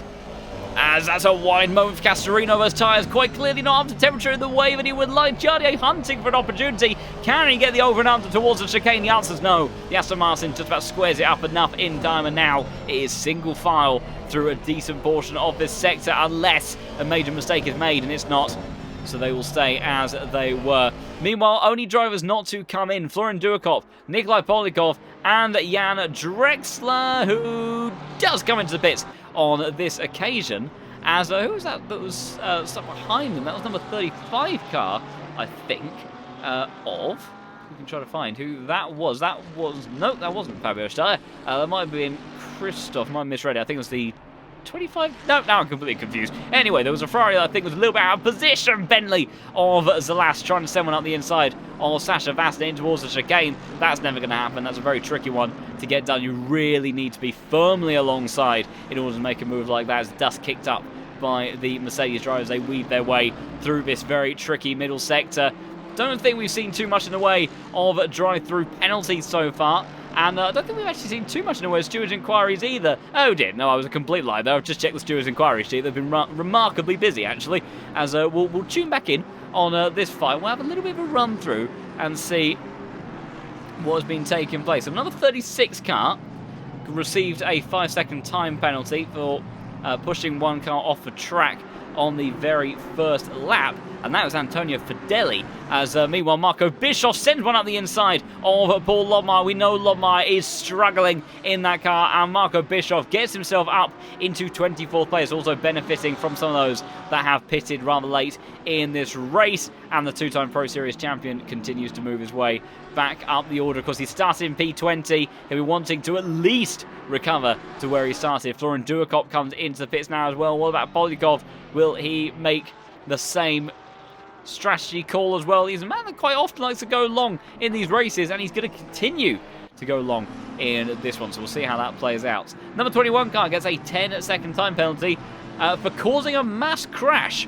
A stop and go 10-second time penalty for causing a mass crash. That belongs to someone that, unsurprisingly, is no longer in the server. I don't know who that was. But it did cause an incident for the number 12, number 15, number 17, and number 36. So that was Fedeli that was involved in that. 17 was Noah Eden, number 15 was Iemelo, and number 12, as Robin Schwanker comes into the pits, and just as I've said it, our commentator cursed him, I do believe. Surely that's a drive-through penalty, and I think the first man in the server to unfortunately succumb to the very harsh track limits around this challenging circuit. But unfortunately for number 11 car, he has fallen victim to them, and he has indeed. Disappointment there for the German drivers. He makes his way through the pits. And just to round off that last point, as swapping of positions with Valentine Barron and Florian Duakov. Both of these drivers have been on a hard charge. Valentine up 13 positions, Florian up 12. Now the 12 apiece, because it's Florian Duakov trying to go around the outside of turn 2. Surely can't make that one stick. He's trying his best, but Valentine Barron in the end, he's got the grip in that 296, and he signs his way up the inside and gets himself up into P18. 13 positions gained for the Frenchman, and now sets off in sight and pursuit of Fabio Steyer, the next on the list. As meanwhile, Luke Whitehead, he's reeled in that gap remarkably quickly. Jacob Osterman had a poor lap last time around, 43.0, and now it's Luke Whitehead's turn to play the hunter. He was under all sorts of pressure. Polikov finally comes in, as I think he has to on this lap, otherwise he will be disqualified if he does not do it inside that 20-minute pit window. But now the battle for the lead of this race is on. Who said that Luke Whitehead was out of this one just yet? He is absolutely on a mission. We'll go on board with him, in fact, because the slipstream is only good if you're glued to the gearbox of the car in front on the exit, and the Porsche is one of the only cars I can think can hang with just about any car on the exit of turn 14 as he looks towards turn 1. Is he going to send one up the inside? He's looking, and he's gone for it immediately with the tyre advantage. Luke Whitehead trying to get past Jacob Osterman. They're side by side on the exit, but Osterman for ITV Racing holds on firmly. Lewis Rotors waiting for an opportunity to happen. Luke Whitehead to go up the inside turn 2. Surely not, he can't. Osterman keeps composed, keeps it together, keeps it on the black stuff, and he will keep the British driver behind for just a little bit longer. As I also see Granted Correcas in the pits as well. Is that for a drive-through penalty too? I think it, unless he's done, I think he's done it at the very end of the stint. But Granted Correcas not having a good time as well. He is very far down the order for one of our many champions of this series. And now, as they head in towards the middle sector, Osterman and Rotors sandwiching the Porsche. But Whitehead, he has the tyre advantage. He has the confidence in his car. It looks like he's maybe a little bit more dialed in with the pace of his Porsche in the second phase of the race. Early portion of the race, he did seem to be on the back foot, but now this is the Luke Whitehead that we're used to. This is the driver that is able to make spectacular moves, and he almost did one there at turn 1. He's going to look to apply the pressure once more. Osterman mirrors absolutely full to the brim of Porsche, and thank you for the confirmation. It was Luke Addison that got that stop and go 10-second penalty in that. We'll catch up with the rest of the stewards' inquiries in just a moment, but I don't think I can take my eyes away from this fight for a split second, because Osterman's got that Porsche lurking all over his rear diffuser once more in the slipstream. This is the power of the Porsche. It's able to stick with any car in the final sector and benefit from the tow. Does he go on the inside this time around? He has. He sent it from downtown. Does he get it stopped unlike Osterman did earlier? Not quite. And Osterman says, thank you very much, Sunshine. Gets the over and under and the swap done on the exit. And the number 4 car will stay in P2 for the time being. But he's tried that move a couple of times. Surely, maybe third time's a charm next time around. Will he judge it better on the next attempt? We will wait and see. Meanwhile, Valentin Barrier sitting on the inside of Fabio Stein towards turn 1 now. BMW of Florian Duakov in hot pursuit as well. Unable to capitalise on the entry in towards turn 1. But Fabio Stein, great over and under from the Mercedes driver. He's not giving this one up. But surely, on that outside line, I think it might be doom and gloom for Steyer, as Florian Duakov's going up the inside as well. And Steyer sent towards that outside line, very close to turn 3. There's contact and drifting their way through, glued together on the exit. How does Duakov keep it pointing in the right direction there? Astonishing racing here at the Hungaroring. It may not be the easiest track to overtake at, but that's half the charm. It gives us thrilling action when these cars do go side by side. And Steyer drops to 17th place, Barrier up to P15, and Duakov goes up to P16 as well. In the meantime, checking back in with our race leaders, it's Osterman, Whitehead and Rotors in the last 20 minutes of this race, going toe-to-toe. Tyre advantage is the way of the British driver. Both of these McLarens just on a little bit older compounds, and Luke Whitehead has P1 in sights. He's never lost a race around here in the Porsche, and he is looking to maintain that record. How does he fare on this occasion? We'll go on board the front splitter this time around. We'll go through every single camera because everyone gets us another unique appearance of this attack, but it is not going to be an attack this time around from Whitehead. He's got Rotors very close to his gearbox as well, but in actual fact, great exit from both of your leading pair. And that has allowed these two to just escape a little bit from the German driver. And that's what Luke Whitehead needs. He just needs a little bit of breathing space from that other McLaren. And then he can start to push on and see if he can open up an opportunity. But Lewis Rotors, of course, is not going to make it easy. His teammate is leading this race. It is ITB Racing 1 and 3 right now. And this could see Jacob Osterman go into the lead of this championship. But could it easily go the way of Whitehead as well if he gets a move down? Meanwhile, Schwanker, after serving that drive-through penalty, swapping positions with Marco Bischoff. But Bischoff cuts towards the inside line, although Schwanker looking at the inside in towards turn 2. Can't make it stick in the number 11 McLaren. Will have to wait for another opportunity. Of course, has the pace advantage. Bischoff has not looked comfortable all day in that Lamborghini, and now has a race winner all over his gearbox. Of course, Bischoff, a multiple race winner, a multiple time champion in the Pro Series, well in his own right, but when he's on the back foot, he just doesn't look like he's as comfortable as we're often seeing him.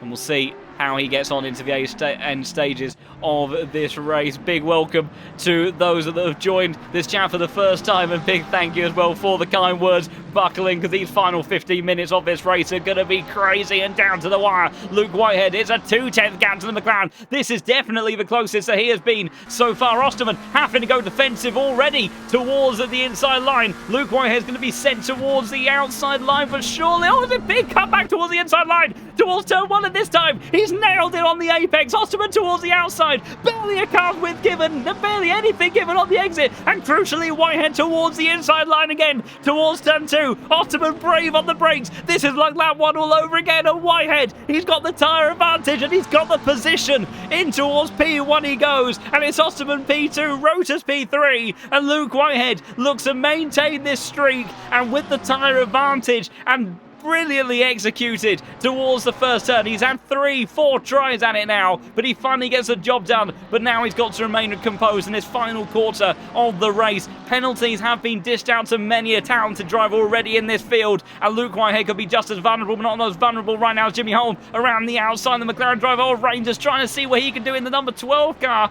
unable to do anything. Oh, very wide on the exit. He's carried a great deal of momentum though, and in towards turn 2, and I think the McLaren is going to get the job done. He is. Whether there's anything said by the steward, we'll have to wait and see. And Jimmy Holm down in 28th position, a man that's had quite a bit of support this evening, and there'll be a couple of cries in the chat as he drops a position there, but still plenty to play for. Same goes between these two, Robin Schwanker versus Marco Bischoff, and see what he can do as he looks to try to climb his way back up the order and make up the lost ground of that drive-through penalty. Luke Whitehead, though, I can tell you, he is pushing, and he is pushing hard, moving that gap already to 3/4 of a second. He is not hanging around as he looks to try to extend and cement that lead in place. And will it be a second victory of the season for the British driver? Will it be the first man to repeat a win in season 12? We're only 4 races in, but sometimes you can just get a bit of a sense of how a championship is going to play out in just that many races. So we'll have to see what he is able to do. And we've seen calls in the chat for driver of the day going towards Valentin Barra. I have to say, he has had a mighty charge through the field. Valentin, when he is confident in his car, he is able to do some incredible magic. One of his best drives was at Watkins Glen in those tricky conditions. I'll tell you what though, he's got a bit of trouble because Florian Durkop trying to go around the outside of the 296, can't get the job done there. What about in towards turn 2? Looks like the inside again, just shows the nose a little bit, but the Frenchman defending hard. Both of these drivers have moved their way up from the back of the grid and trying to see if they can get themselves towards the top 10. It might be a bit far away from them on this occasion, but still a fantastic drive from each of them, it must be said. But Valentin, when he is dialed in with his car, he is like magic.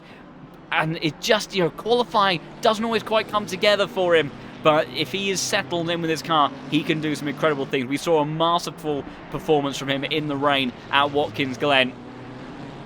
And we'll see what he can do in the final 13 minutes of this race. Also, as a call to action for all of those enjoying this incredible race in this final 10 minutes, we are just 7 followers away from 850. It seemed like a target that was out of reach at the beginning of this stream, but you guys have been amazing so far. So if you are loving the action that we have kicking off right now, do consider giving the channel a follow. It'd be amazing if we could just head over that little milestone this evening and welcome you all in to this incredible journey, because I tell you what, there is more of this coming week after week, and it is very likely to be a championship that goes down to the wire, because the custom BOP that's been brought in for season 12 is giving us incredible action. You can't go into a single race with any level of confidence of which car is going to be competitive, and it is even playing fields with a lot of these cars indeed. We're kind of, counting out Grunewald in all of this. He's maybe a little bit too far back, but the Mercedes of all cars right now, still only 1.2 seconds away from Lewis Roters, and he's doing lap times that are faster than those 2 McLarens in front. We've still got 12 minutes left to go. He could make his way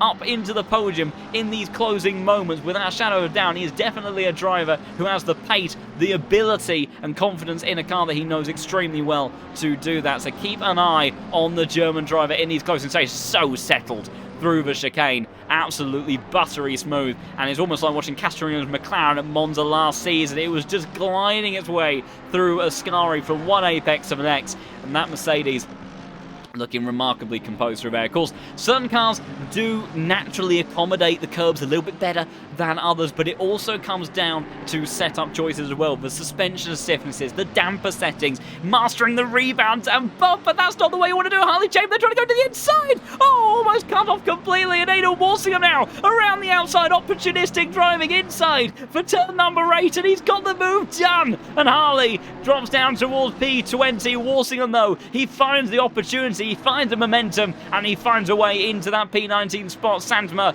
able to escape briefly for just a moment, but he has a very fast man hunting him down.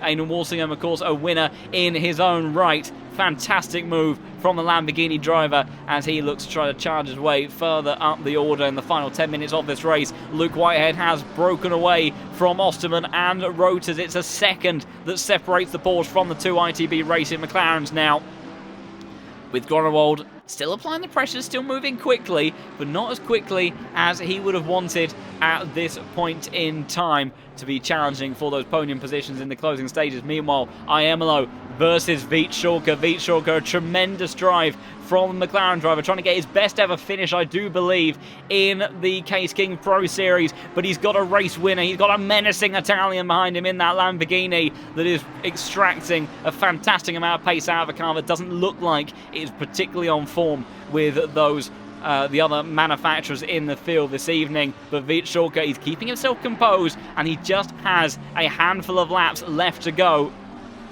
And Iemelo's pushing, you can see, throwing it over the curbs. As Lewis Rotors, he may have been hanging around behind his teammate for the entirety of this race, but he has not ridden himself out of an opportunity yet to go one better than Osterman and get himself up into P2. And I'll tell you what, that is what Luke Whitehead is going to be wanting. There is no doubt about it. If those two end up fighting between one another, Luke Whitehead will start to run away, and we'll see what he can do.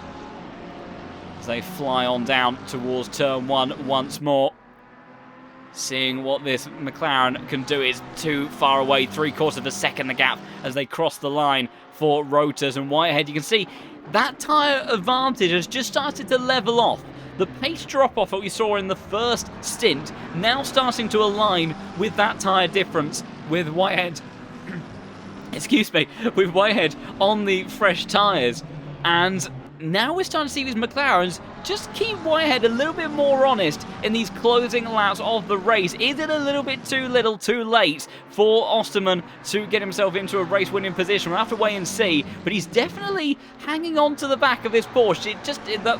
Whitehead in that number 4 car hasn't quite driven away as much as it looked like he was going to once he made that initial overtake. So keep an eye on that one. Florian Duacop still applying the pressure to Valentin Barrier, who is all over the gearbox of Mata De Campo in the fellow 296, swapping a position now between Polikov and Makoski. Polikov trying to go all the way around the outside. Brave move, a little bit of door-to-door action on the exit of turn 1. Reinders watching with a great deal of interest behind, and will go on board the front splitter of his car because he's trying to use this opportunity. The gap, he might even get the pair of them through turn 2 as contact between Polikov and Makoski. Polikov gets through. What about Reinders side by side through turn 3 onto the asphalt and into the grass as well? And in the end, the 296 won't hold on to the position because surely inside line for turn 4 will be job over and done with for Reinders. It is. He gets himself through, and Makoski drops the positions in the process. Haas racing between these drivers. I'll try to briefly catch up on the penalties because we barely even got through any of them when I last looked.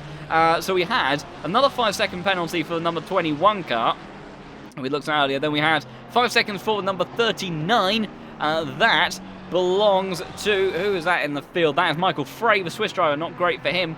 As then I think an abandoned penalty there. 5 seconds for number 25 as well. That went the way of Makoski, so he'll be dropping down the order potentially, although I think he may have actually served that penalty prior to his pit stop. Then we have 5 seconds for the number 12 car, as that belongs to Janis Reinders, that we saw squabbling just a moment ago. We'll chime back in with this fight because it's very close with De Campo, Barrier, Duacop all battling for the top 15 positions and almost pushing each other along. These two at the tail end of this train have had the mightiest of charges at a very tricky circuit to overtake at, and they are not done just yet. The pair of them want to get themselves up into that top 15. And Duacop, he'll either take one or take the pair of them, depending on how this battle plays out.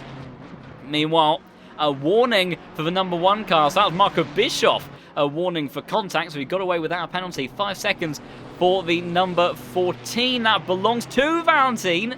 And, that's really tricky. I'm not sure if he served that before or after his stop. It may have potentially been after, so Barrier may drop down the order later on in this race. I'm not entirely certain on that front, but unfortunate there for the Frenchman. If that has affected him, well, it's already been a fantastic race from him because he has been charging along. Iemelo once more as he does disappear, but trying the sign that the number 15 car is still unable to get past the McLaren. Meanwhile, Duacop again trying to apply the pressure, and the Ferrari of Valentine once again also applying the pressure himself. In actual fact, let's go on board the 296. You can just see that little digital rear view mirror with the BMW all over the back of this 296. It's Ferrari versus Ferrari towards turn 1, but crucially, it looks like Valentine is more composed. He's more speedy on the exit of turn 14 there. Will he get the move done towards turn 1? It's going to have to be a bit of a send,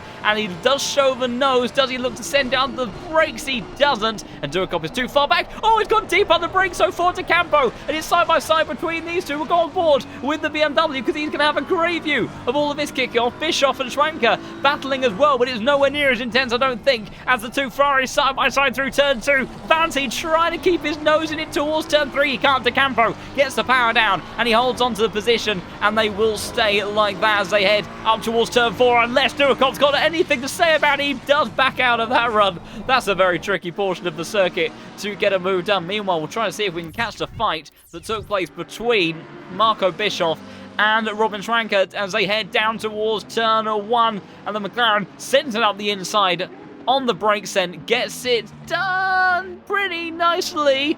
Leaves a lot of room on the exit. Came together a little bit in the mid-corner, but leaves a lot of room on the exit there. Thinks about going defensive on the run towards turn 2. Doesn't need to in the end. And in the end gets himself up into 20th position as he recovers his way through the field and tries to see what he can do.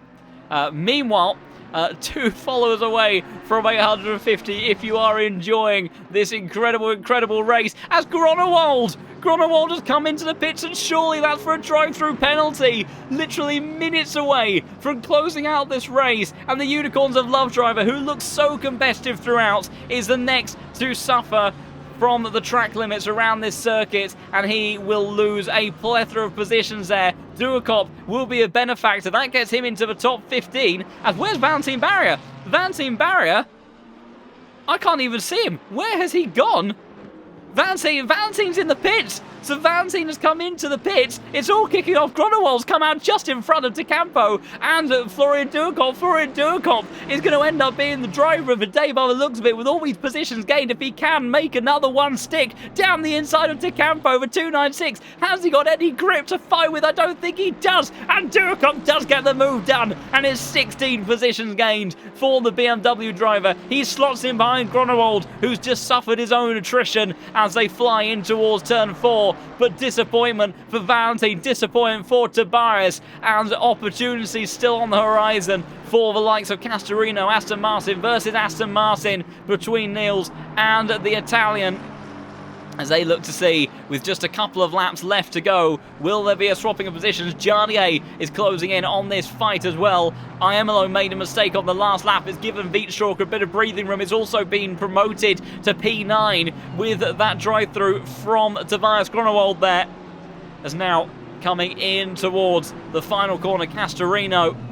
Just a couple of opportunities left for the Italian driver to get a move done. P7 right now. He was P1 last week. He'll want more. Thank you so much, everybody. 850 followers right in the last couple of minutes. You guys are wonderful, and I hope you've been enjoying this incredible action as much as I have. In towards turn 1. Niels holds on to the position for the time being. Castorino unable to do anything. Lewis Roters hasn't been able to close in towards these top two in the closing stages, but Jacob Osterman still lurking around the rear diffuser of Luke Whitehead. It is not done yet. Just 0.4 of a second separate these two with just 2 laps remaining. Luke Whitehead, he went for that overcut strategy. He got the move done with a bold overtake in towards turn 1, but the tyres seemed to last that little bit longer on the McLaren. That's what Osterman was hoping for. It didn't quite go the way that he would have wanted, but it's starting to come back his way, and the pressure is on. We don't know what the track limit warning situations is for either of these two. We've seen it already go wrong for Groenewold in the final moments of this race, Schwanker as well, and it could happen for either of these two drivers as well. Hopefully it will go to the flag on track, but these drivers, so much on the line, they make their way through turn 10 for the penultimate time. And Osterman, he needs to be closer than that. He needs to be within a couple of tenths if he wants to go for that move. He'll be hunting, trying to find any opportunity to see if he can get that Porsche off the top step of the podium. But 30 seconds left on the clock. This will be the last lap and surely the last major opportunity. Whitehead, he sets up the exit of turn 14. He knows how to win around here. You saw the hands of Osterman flapping around in the cockpit of the McLaren. It's not a good run. The gap has opened up half a second, and that might be enough for Luke Whitehead if he can just remain composed on the final lap of this race. Meanwhile, Yonkers hunting down George Boothby, tyres fading on the McLaren there as well. He pitted very early on in this race alongside Osterman and Rotors. The BMW can't do it. What's kicking off here with Walsingham, Santimer and Chamberlain? They'll have a drag race towards turn 1 as well. I can tell you Whitehead continuing to open the gap on this last lap. It's briefly gone up to a second between himself and the number 6 McLaren. So he's doing what he needs to right now. Poor exit for the Lamborghini driver. As you saw the rear end come a little bit unstuck there. The Honda building up speed towards turn 1. Harley Chamberlain trying to see if he can find any opportunity, but I just think he's a little bit too far away and he won't be able to do it on this occasion. What about likes of Polikov versus Defren? You can see the Porsche locked in the slipstream, but the Aston Martin is good in a straight line to both these Porsches you see in this little pack. Dive towards the inside line from Defren. I'm not sure he quite needed to do that. I think he should be safe on the run up towards turn 2, and indeed he will. Luke Whitehead coming into the final sector now. The number 4 car, he took victory at Paul Ricard. It was a much simpler affair there. He's had to work for it today. The winning streak at the Hungaroring looks like it will be maintained with just 2 more corners to go. Osterman is going to race him all the way to the flag. These two have been a class act. They've had brilliant battles throughout this entire race. Strategy came into it. Bold driving, opportunistic driving came into it. But Luke Whitehead, the first repeat winner in Season 12 of the Case King Pro Series, is going to win here at round number 4. At the Hungaroring, he flashes the lights into lights and he wins ahead of Jacob Osterman. A brilliant duel between them. Lewis Rotors holds on to P3, George Boothby gets P4, Yonkers P5, Nils Narks does hold off Castorino and Jardier in the end to take P6, with the Italian and the Czech driver taking 7th and 8th in the next portion.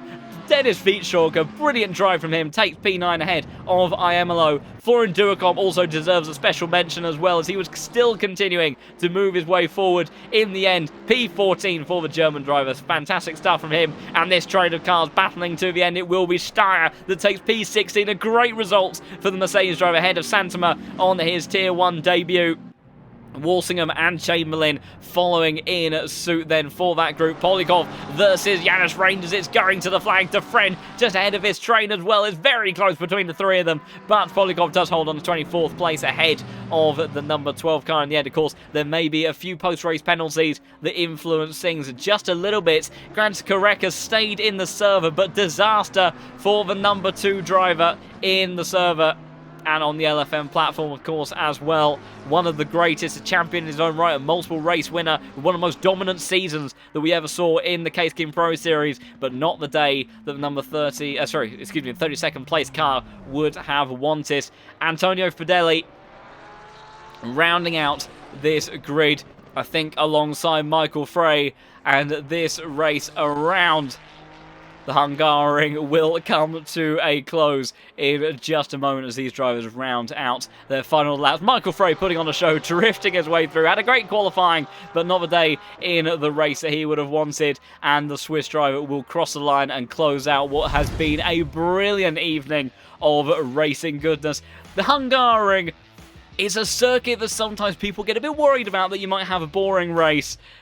But I tell you what, when you've got some of the best on the ACC platform going toe-to-toe, when you've got the strategies, when you've got the hardcore racing, because that's the thing, the opportunities are few and far between, so when they do come about, it brings out some of the best racing that you can possibly have in GTs, and that's exactly what these guys put on every single week, but highlighted once again here at Hungary. Hopefully we will be able to pull in Luke and anyone else that fancies popping on in for an interview as well in just a moment, as we'll keep an eye on that waiting room, and also do feel free to give a little bit of a nudge to anyone from our race this evening. Always wonderful to talk to these drivers and get their perspective on the situation, because whilst it was a dry race, they didn't end up facing the complication of weather, track limits, managing your tyres, judging that strategy call. You know, we questioned it at one point.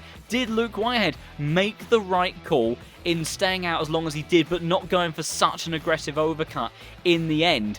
And, you know, it was marginal at the end, but quite clearly, like I say, he's won around this track time and time again. The 100% winning streak is maintained, and the good news for us, everybody, is the massive raid over from the German stream that comes on in. Welcome, everybody. We are about to have an interview with our race winner in just a moment, so we'll get all of that put together and in place so we can talk to Luke Whitehead, who may even well be our championship leader at this point in time. But one way or another, he was the man to beat today. He's done it in absolutely fantastic style. The first double race winner of Season 12. Luke Whitehead, take a bow. That was a hard-fought victory for yourself, but you must be delighted with that one. Well, first off, good evening, John. Hope you're doing well, my friend. Yeah, I had probably one of my most hard-fought wins that I've had, or hard-fought races that I've had in a long time. Also one of the most respectful. You know, Jakob and Lewis, they were extremely clean, and it was all really fair, which I've got to thank them. Oh, I think we've lost Luke for a moment. Oh, there we go. I think you're back again. Sorry, you cut out for a moment, Luke. Please continue. Where did I get to? Respectful racing between you and Jacob, mostly. Yeah, no, it was really clean and respectful. I mean, I had to rely on an advantage in the second stint. I had to pit a little bit later. I knew once they pitted in at one lap earlier, I knew they'd jump me anyway. So I had to hope that 2 lap fresher tyres would be enough. And yeah, fortunately it was. And passed Jakob right at the right time, because the lap that I passed him, my tyres died. So it was really perfect timing, and couldn't have cut it more fine, to be honest with you. It was yeah, awesome race. Yeah, it was judged to perfection from yourself. You know, we were between myself and Chat as well, kind of discussing the whole strategy element of this, because obviously it's such a difficult circuit to overtake at. So track position is incredibly crucial, but with the amount of corners, you know, it places so much strain on tyres, so you need that cornering performance. So, you know, both strategies are going a little bit longer, going early as well. They have their perks, and, you know, you absolutely played it perfectly with where your car is strong, which is very much in the corners and extracting all of that. And, you know, the McLarens, it looked like they were starting to kind of reel you in a little bit towards the end. They were able to prolong kind of the life and longevity in their tyres a little bit more than the Porsche. Do you think that's just difference in the platform, differences in BOP? What was the offset between that kind of characteristics in the cars? Yeah, well, I mean, the Porsche just naturally, and historically, even with the old Porsche, has always been a pretty shoddy race car in terms of its tyre wear. It loses a lot of time on that, you know, lap time on fuel, and it wears its tyres very, you know, aggressively, let's say. So I knew that it'd be very difficult, and obviously it was really crucial to get the lead at the start. I think if that hadn't have happened, Jakob would have just cruised away. It's quite that simple. I wouldn't have been able to get past him otherwise, and he would have just cleared off. So it was really crucial, and yeah, we played to our strengths. Pitted, you know, sacrificed the track position, not intentionally. Like, don't get me wrong, I was kind of hoping we'd stay ahead. So I came out of the pits and was kind of like, I've thrown this. But then when the tyres finally came in about 5-6 laps into my stint, then I was able to really reel Jakob in, and then he started making mistakes, and I knew we were in the business end there. So yeah, it was absolutely perfect. And as I say, reiteration to Jakob and Lewis, they both drove amazing races, so GG's to them, and also GG's to George on P4. Good result for him, another team driver as well. So yeah, really good to be back on the top step. I couldn't be happier. Yeah, absolutely. Yeah, Veloce and ITB having a 1-2 1-2 pairings in that sequence of positions, and Lewis Roters was an interesting thing. He almost put a cat amongst the pigeons, didn't he? Because was he a little bit closer to you than you would have liked when he came out of the pits? Because he didn't have the best of outlaps when he came out on those tyres, and if he'd just been that bit quicker, do you think the race would have played out a bit differently? Because he was on similar pace and he was right there when you emerged out the pit lane. I wouldn't have won if he'd come out ahead. Yeah, it's that simple. I was totally... I mean, as I said, my strategy was kind of to come out ahead of Jakob and Lewis.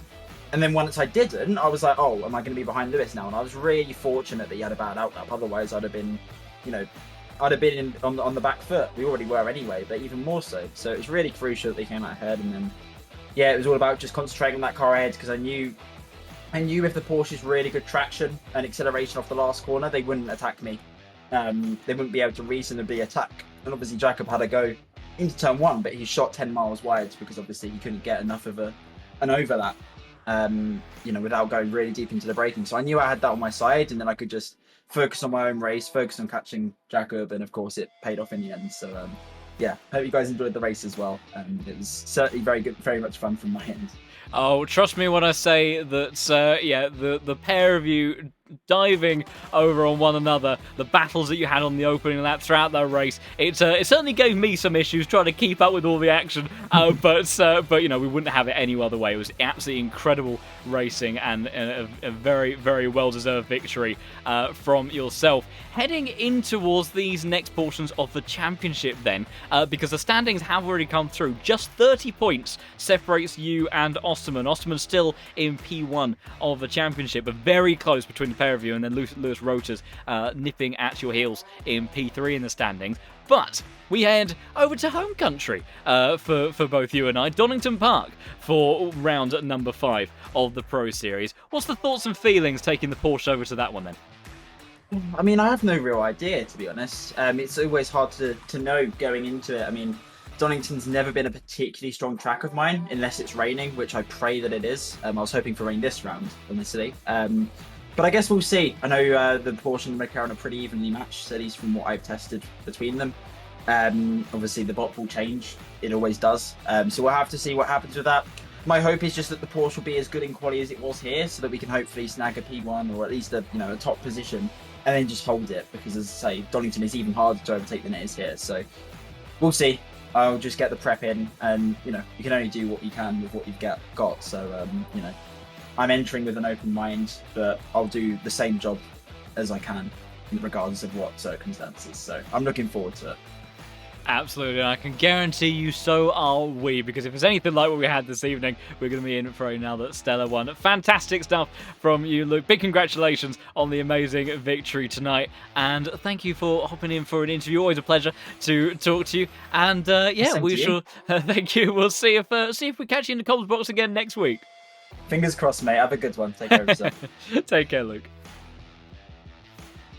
Fantastic stuff there to talk to our race winner and almost championship leader. The honours of that still ahead the way of Jakob Osterman, but only by 30 points, a very, very small margin. But of course, the big... something kind of went a little bit untalked about, actually. Tinko van der Velde not participating tonight. He will, of course, have the drop rounds that play out over the course of this season, so he is still very much a championship contender, but it does just take away one more opportunity for scoring good points, and anything can happen in the Pro Series. That is what we have come to know and love about this championship, aside from all of the incredible action-packed goodness. But as we close out round 4 of this championship, I think it's about time that we have a little bit of a look through our race results then. So Luke Whitehead takes victory here at the Hungaroring. Jakob Osterman in P2 with Roters rounding out the podium. Boothby, Yonkers, Narks, Castorino, Honzig, Vitschorka, Imelo, Ida, Matthias Kern, Gronewald, Duakop and De Campo make up your top 15. Dennis Vitschorka and Duakop, I have to say, big well done mentions to both them. Personal best result for Vitschorka and a fantastic drive from Duakop through the field. Steyer, Santimer, Walsingham, Chamberlain, Schranker, Bischoff, Lommeyer, Defren, Polikov, Home, Reinders, Mahoney, McCoskey, Vassner and Drexler see your way down to the end of the top 30. And as we get to the very end of the field, Zalasinau won Bentley tonight, Karekas Clifford, Fideli, Frey, Barrier, Hannah, and Rainier and Addison get to the end with those last 3 drivers, unfortunately being your non-finishers from today in all of that. A tricky circuit to overtake at, but also a tricky one to just master full stop. The drive-throughs, those harsh curbs, just everything about it is a furious challenge throughout the entirety of this race distance. Bathurst obviously possesses its own unique set of challenges, but the Hungaroring, it may be just marginally flatter, but it still is a testament to these drivers that finish it in such an incredible way and put on such amazing action for us to enjoy. And speaking of which, thank you everybody so much for all the support on the channel. We got to 852 followers at the end of this stream, so we did manage to nudge our way over that milestone. So a big warm welcome to all of you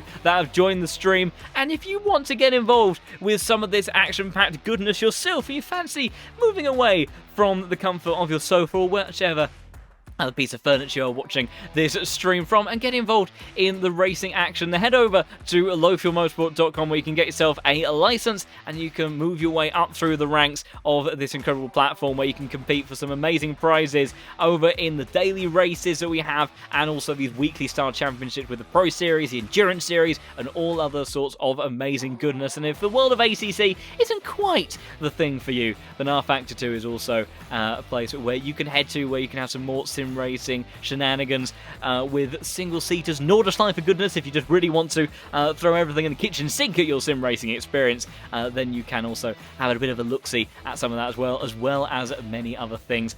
And if you want to keep up with all of the action that we have going on with this championship and more, then also do consider following this channel. We'll be back with more weekly broadcasts again next week, when the Pro Series will be taking to Donington Park. So lots and lots to look forward to going ahead in the future.